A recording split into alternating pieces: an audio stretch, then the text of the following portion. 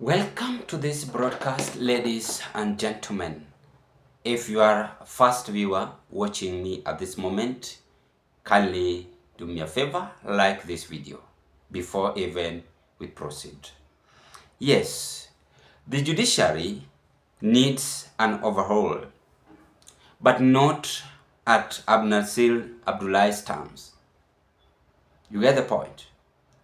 We don't want our court to be captured by the Somali oligarch he represents. They have already ruined our country's security apparatus. We shouldn't allow this colonization to continue.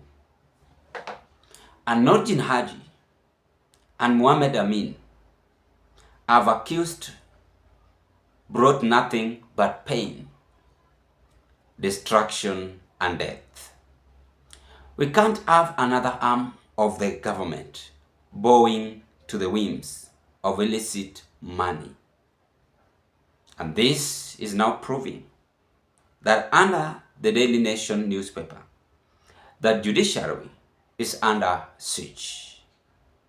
Today's political discussion, we want to find out why do you think judiciary is under siege, as Kenyans demanding for the resignation of all judges. Remember, the words which I've just read are not my words. They're words coming from Kenyans. I don't want to mention them here. But you can see the newspaper, down the newspaper, are the words which are picked, written by Kenyans. Now, if the judiciary is under siege, it means that they are no longer working to Kenyans honestly. They are no longer taking their job serious. From the Chief Justice Martha Koome to the down lawyers. They allow corruption. They never talked about the abduction going on. They are now making our country to ruin itself so that the future generation will not enjoy the government. And that is why Kenyans today are saying, before we go on, we must do away with the judiciary. Before we go on, we must now tell the judiciary that they are incompetent and they are no longer needed by Kenyans. And that is why the newspaper is saying under siege. It means that they are wamemulikwa, hawana mwelekeo ya kutuonyesha nchi yetu iko imara namna gani kulingana na mpango ya serikali, because judiciary should be independent.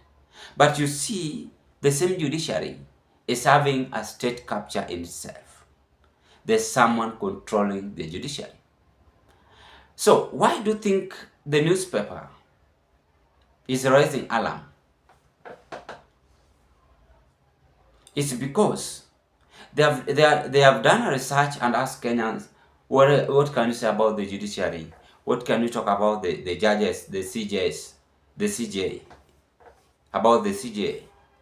Already the judges, allow me to use that. Kenyans are now responding negatively. And they're saying, this is not the judiciary we have. This is not David Maraga's judiciary. This is CJ's Martha Koome's judiciary, are no longer working honestly to Kenyans. The judiciary we have today is ruining this country, is swallowing this country constitution rights. The judiciary we are having today is just pampering the politicians. They are not taking things serious. The judiciary we are having today is making Kenyans to suffer and allowing corruption, pampering cartels, murder, and so on and so on. And now the best thing to do is to call for mass resignation of all people in the judiciary. And we storm the street demanding all of them to resign and the head of state to reform another judiciary. This time around, William Ruto, you are having a very difficult time. That is what underside me.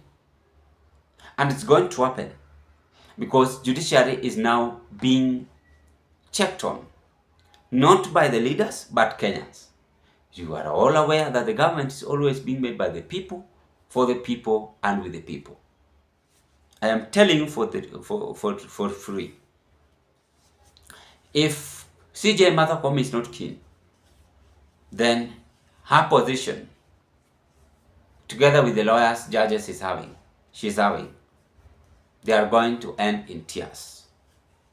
As Kenyans now plan to storm the judiciary as soon as possible, ahead of 2027 election. That is what is now happening. Ladies and gentlemen, it is still Zion Kenya TV YouTube channel.